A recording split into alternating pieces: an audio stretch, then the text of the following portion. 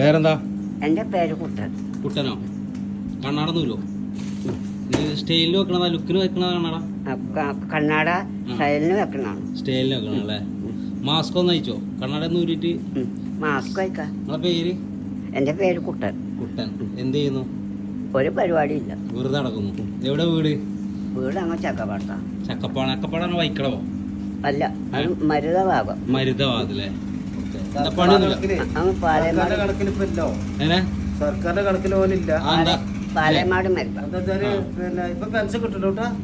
പെൻഷനൊക്കെ ഇപ്പൊ കിട്ടുന്നുണ്ട്. പെൻഷൻ കിട്ടുന്നുണ്ട്. അപ്പൊ ഇടത് വർഷം വന്നതിന് ശേഷം പെൻഷൻ കൊടുക്കുന്നുണ്ട്. അത് ഓരോ കടലാസൊക്കെ ശരിയാക്കി ഒരു രേഖയിലേന് വരും. ഒരു രേഖയിലേന് ഇടത് വർഷം വന്നതിന് ശേഷം കിട്ടുന്നുണ്ട് അല്ലേ? എത്ര റുപ്യ കിട്ടല്? 2000 രൂപ. 2000 മാസം. വേറൊന്നും വേണ്ടേ? പിന്നെന്താ പറയാനല്ലേ ആൾക്കാരോട്? ഒന്നുമില്ല പറയാൻ. റമദാൻ മാസം നോമ്പ് പെരുന്നാളൊക്കെ എങ്ങനെ പെരുന്നാളൊക്കെ കഴിഞ്ഞു, നല്ല സുഖത്തിൽ ജീവിക്കുന്നു. അടിച്ചു പൊളിച്ചു. അപ്പൊ നിങ്ങളെ കാണാൻ വേണ്ടി മരുത ഇരിക്കാൻ പേരല്ല, ഇരിക്കാന് ഒരു പേരല്ല. ഏരിയയിലൊക്കെ പോയി കണ്ട് തിണ്ടുമ്മല് അങ്ങാടി കൂടി ഒക്കെ കടന്ന് ഉറങ്ങല. ഇരിക്കാൻ പേരൊന്നുമില്ല. പിന്നെ സ്വന്തമായിട്ട് പറയാനും ആരുമില്ല. ആരുമില്ല. ഇങ്ങനെ എന്റെ അടുത്തേക്ക് കുറെ കാലം നിന്നുകൊണ്ട് അങ്ങനെ പോയി.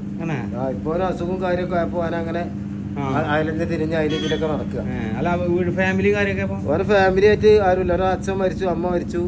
ഒരു ബന്ധപ്പെട്ടപ്പോ ഒരു പെങ്ങളെ മോളുണ്ട്, പിന്നെ ഒരു പെങ്ങളെ മോനുണ്ട്.